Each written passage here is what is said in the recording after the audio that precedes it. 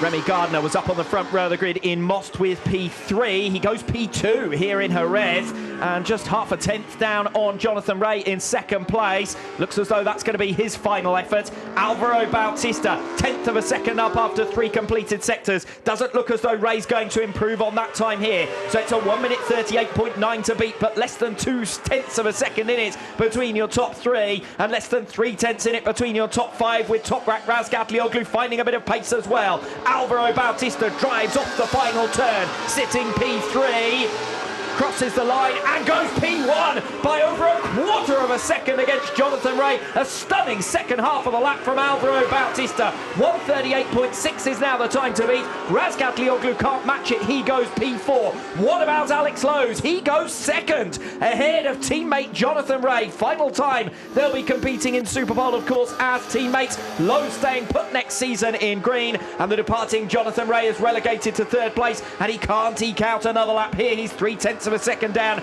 at the halfway mark. Timing tower on the left hand side of the screen. Red sectors mean you're on course to move up to the top of the timesheets. Orange sectors mean you're on course for a personal best. So we'll keep an eye on the likes of Domi Aguilar and Michael Ruben Rinaldi. They're on course to get themselves up into the top 3 rows of the grid. Rinaldi needs to do it on the 21 machine. He's down there in the 5th row, needs to get himself up into those top 2 or 3 rows. Rinaldi and Ertl both making progress on their latest laps as things stand. Rinaldi 15th, as you've said. Philip Ertl in 16th, as well, has generally been better value than that through free practice thus far. Bautista going for another lap, and he's 0.004 of a second up at the halfway mark, so he could improve further still on that. What was interesting for Bautista was he found 0.2 of a second in sector 3. That was how he made the difference to the Kawasaki's. Dominic Egerter up to 2nd place, pushes Jonathan Rea back onto the 2nd row of the grid. Egerter with a 1:38.8, justifying the pace he showed in free practice 3 this morning. And Toprak's not going to improve on that 6th position. Right now he's down by 0.4 of a second at the end of the 3rd sector. And now he's been pushed down onto the 3rd row of the grid because Philip Ertl has moved up into P6.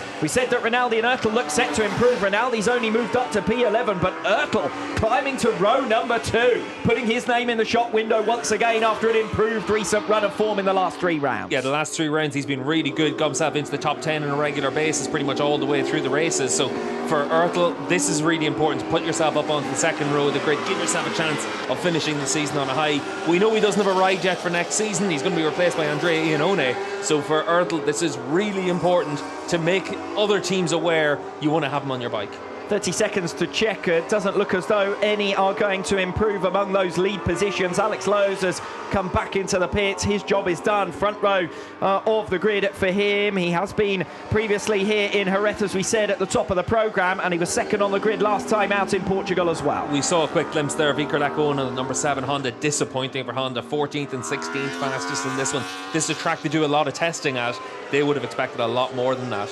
And Axel Bassani too would have hoped for more than just P15, but Superpole, he's been so inconsistent. Only consolation for Bassani is that Danilo Petrucci is only 3 places ahead of him, so not liable to make up the necessary ground to keep the top independent battle alive. Bautista then is your P1 ahead of Egerter and Lowe's. 2nd row of the grid for Rea, Gardner and Ertl, and then 3rd row of the grid for Toprak Razgatlioglu, just P7, and that is his worst Superpole performance since the Catalunya round at what is his final round with Yamaha. Yeah, and it is disappointing for Toprak, but half a second down and 0.3 of a second off the top Yamaha. There's a lot of work to be done for them before race 1 this afternoon. I think that's the biggest point, isn't it? It's the gap to Dominic Egerter in P2 that perhaps is more alarming than anything else, because take out Egerter from the mix and you say, well, Razgatlioglu comfortably ahead of Locatelli by 1.5 of a second, and you can't expect too much more than that, but Egerter's proven that it can be done.